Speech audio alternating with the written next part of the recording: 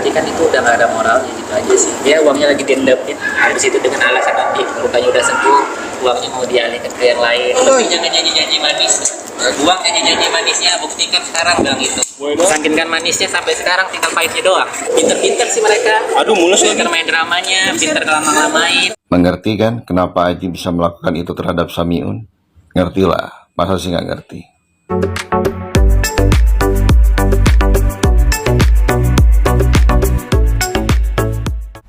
Waktu itu kan sempat di podcastnya Densu dengan Novi sendiri kan sempat ada bilang katanya di deposit 200 sampai 300 juta untuk pengobatan di JSC sendiri.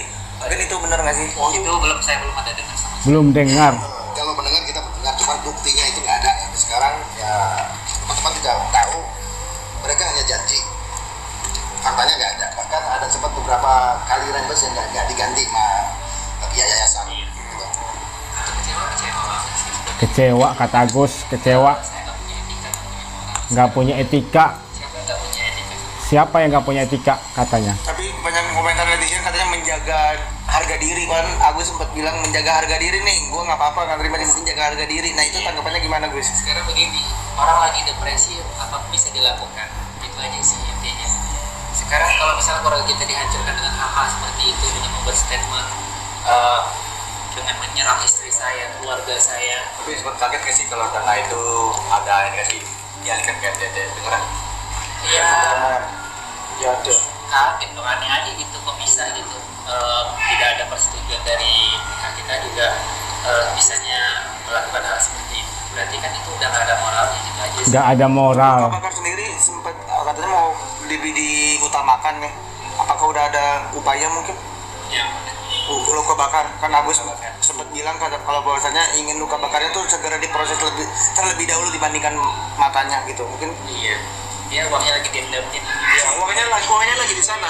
Uangnya diendapin kata Agus. Masa orang Nanti kalau ada dioper-oper udah capek, baru gayanya sendiri. Dan Agus yang dibawa ke NTT tersebut lebih diprioritaskan untuk warga NTT karena untuk tujuan banyak orang daripada Agus. Kalau Agus sendiri mengerti seperti itu?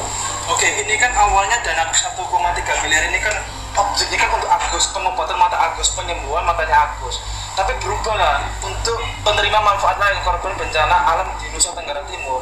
Artinya apa? Di sini telah terjadi pengalihan dana tanpa persetujuan Agus. Itu seharusnya uang tersebut milik Agus. Donatur yang memberikan uang sumbangan secara langsung kepada Agus ya, itu adalah miliknya Agus dan beralihlah kepada yayasan. Artinya yayasan ini telah terjadi suatu tindak pidana penggelapan. Agus sangat membutuhkan sekali. Objeknya kan Agus untuk pengobatan mata Agus, bukan untuk korban bencana alam Nusa Tenggara Timur. Oke. Teman-teman bisa penilai gini. Waktu itu Agus mempergunakan duit yang sudah masuk ke rekeningnya buat bantu keluarganya, dianggap menyelewengkan. Nah sekarang yang duit itu tujuan awal adalah untuk Agus, tiba-tiba dialihkan ke orang. Teman-teman sendiri menilainya gimana? Apakah ini bukan penyelewengan? Persetujuan Agus, uang ini telah diduga akan dialihkan ke korban bencana alam Nusa Tenggara Timur ini. Ini kan objeknya untuk pengobatan mata Agus. Kenapa dipindahkan ke sana? Itu aja terjadi kalau memang seandainya nanti dialihkan, itu bisa masuk pasal 2 Undang-Undang Pencucian uang. Ancaman hukumannya sangat berat sekali. Mas Agus gimana? Ada yang mau disampaikan? Ya intinya itu aja sih, jangan mempermainkan orang sakit aja udah gitu. Jangan diputar-putar sana sampai sini, sampai luka kering. Habis itu dengan alasan nanti lukanya udah sembuh, uangnya mau dialihkan ke yang lain. Tapi jangan janji-janji manis. Jangan janji-janji manis. Manisnya buktikan sekarang udah gitu. Iya, kan namanya dijanji-janji manis. Sekarang janji manisnya hilang, dipotong. Siapa bang yang janji manis? Ya, Kanan. Janji manis dari pihak mereka bang ya? iyalah janji-janji manis terus. Saking kan manisnya sampai sekarang tinggal pahitnya doang. Waduh. Sendiri mungkin untuk menutupi sekarang ini nih, untuk menutupi biaya berobat itu seperti apa? Ya dia kan berharap dari orang lain supaya dana itu bisa dikelola sama mereka gitu kan. Pinter-pinter sih mereka. Aduh mulus ya, kan main dramanya, pinter lama-lamain. Menutupi kehidupan sehari-hari mungkin ini seperti apa kayak membantu Mas Agus nih? Dapat bulian-bulian juga dari masyarakat tapi mentalnya kuat banget gimana? Ya mantepin aja Air bang Agus. dalam bagus 2 meter loh. Sehari-hari apakah Mbak Emi bisa dibilang tuh yang menggantikan Mas Agus untuk Pura-pura nggak dengar. seperti apa sih, Mbak Emi? Baby, Ya, untuk kebutuhan sehari-hari apakah Mbak Emi menggantikan Mas Agus bekerja mungkin atau ada yang mensupport yang membantu? Ya masih ada yang bantuan sih karena Oh, ada bantuan. uang Agus sekarang bisa aja. Berarti masih banyak orang-orang baik yang membantu Mas Agus ya sampai saat ini. Banyak lah uang yang bisa ditahan. jangan janji manis sama itu. Janji manis. Saya aja nggak pernah janji manis sama dia. Agus semakin menjadi-jadi ya, pandai bersilat lidah. Ada banyak sekali statement-statement yang membuat suasana menjadi semakin panas. It's okay kalau saat ini Agus masih memperjuangkan uang donasi, tapi dengan cara-cara seperti ini, sepertinya membuat uang donasi itu semakin menjauh dari kehidupan Agus. Pihak Agus mendatangi Polda Metro Jaya untuk melaporkan Gary, yaitu pasal penipuan 378. Menurut Agus, jadi si Gary ini ngiming-ngiming ke Agus, uangnya dititipkan ke yayasan dulu ya, nanti uang tersebut dipakai untuk pengobatan. Tapi menurut pihak Agus, sampai dengan saat ini tidak ada yang namanya uang donasi dipakai untuk pengobatan. Bahkan kata si Agus, belum pernah mendengar ada deposit yang sudah dilakukan oleh pihak yayasan sekitar 200 juta rupiah. Kata si Agus, saya belum pernah mendengar hal itu. Padahal sudah jelas di bulan Oktober pihak yayasan mengirimkan surat, dan saya sudah jelaskan juga. Isi suratnya itu petunjuk bagi Agus untuk melakukan pengobatan, dan tentu saja ada biaya yang sudah dipersiapkan oleh pihak yayasan untuk Agus. Dah sampai dengan saat ini si Agus ini nggak paham-paham juga. Kalau kata Agus, saya belum pernah mendengar hal itu. Tapi beda kata pengacaranya. Saya pernah mendengar, tapi belum ada bukti.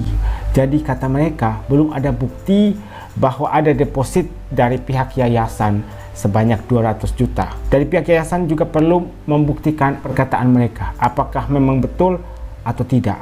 Karena menurut mereka si Gary tidak memenuhi janji mereka ke Polda Metro Jaya untuk melaporkan pasal penipuan yaitu 378 kepada Gary. Kemudian terkait pengalihan dana untuk korban bencana alam di NTT, pihak Agus mengajukan somasi. Jika dalam 3 kali 24 jam pihak yayasan, dalam hal ini Gary, tidak mengembalikan uang tersebut kepada Agus, maka proses hukum akan berjalan. Apakah mereka tidak tahu bahwa ini Sumargo baru saja membagikan video pada saat belanja kebutuhan untuk para pengungsi di Nusa Tenggara Timur, bahkan sudah mengeluarkan sebanyak 700 juta rupiah untuk membeli kebutuhan-kebutuhan yang penting yang sekiranya sangat dibutuhkan oleh mereka pada saat ini. Kemudian terkait sidang pertama tanggal 8 Januari. Jadi guys, pihak Agus ini meminta pada saat sidang nanti berlangsung 500 donatur yang telah voting dan meminta agar uang tersebut dialihkan ke pihak lain diwajibkan untuk datang. Kalian bisa bayangkan sendiri, pasti ruang sidangnya itu bakal penuh karena yang datang 500 donatur, dan itu adalah permintaan dari pihak Agus, meminta kepada pihak pengacara donatur untuk menghadirkan 500 donatur. Pertanyaannya, apakah ini memungkinkan atau tidak? Sepertinya tidak. Jadi mereka di sini pengen tahu, benar nggak sih yang 500 donatur itu benar-benar kepengen agar uang tersebut dialihkan ke orang lain, atau hanya sekedar akal-akalan dari pihak pengacara donatur agar uang tersebut tidak menjadi hak milik dari Agus. Kemudian ada pernyataan-pernyataan yang menurut saya sangat kontroversial dari Agus. Makanya ada banyak sekali komentar, pantas saja si Agus kondisinya seperti itu. Kalian bisa lihat dari cara dia berbicara, penggunaan kata-kata yang diberikan pada saat menjawab pertanyaan dari wartawan terkait pengalihan uang donasi ke NTT. Kata si Agus, saya kaget. Dulu saya yang dibilang tidak punya etika atau tidak punya moral. Sekarang kan kebalik. Mereka yang tidak punya etika, mereka yang tidak punya moral. Maksudnya di sini Teh Novi, Densu, Bang Gary. Si Agus ini sudah mulai berani dan semakin berani ya untuk melawan pihak Tenovi. Kemudian ada yang lucu nih, ketika wartawan bertanya kepada Helmi, istri dari Agus. Sementara Agus lagi sakit, Helmi, apa yang Anda lakukan untuk mendapatkan uang, untuk memenuhi kebutuhan harian Anda? Awalnya si Helmi tidak mendengar, atau mungkin pura-pura tidak mendengar, saya juga tidak tahu. Karena perasaan wartawan itu memberikan pertanyaan dengan suara keras ya. Jadi si Helmi ini pura-pura main handphone. Dan akhirnya ketika ditegur dengan cara namanya dipanggil, si Helminya kaget.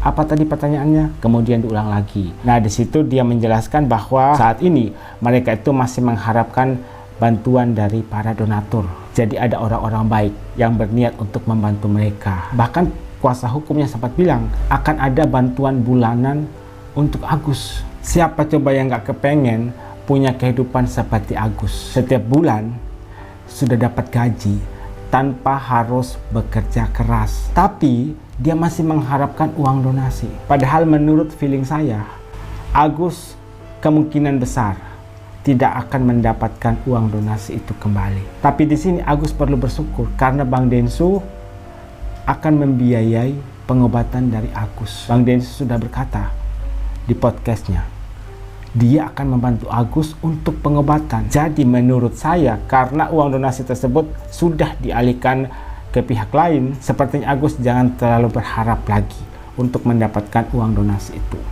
Kemarin juga ada perbedaan waktu melayat ke rumah duka, Agus pakai kursi roda dan dia terlihat sangat lemas, seperti tak berdaya. Tapi beda waktu ke Polda, dia berjalan tegap, penuh semangat, meminta keadilan katanya ke pihak kepolisian. Kondisinya bisa berubah-ubah tergantung situasi dan juga kondisi.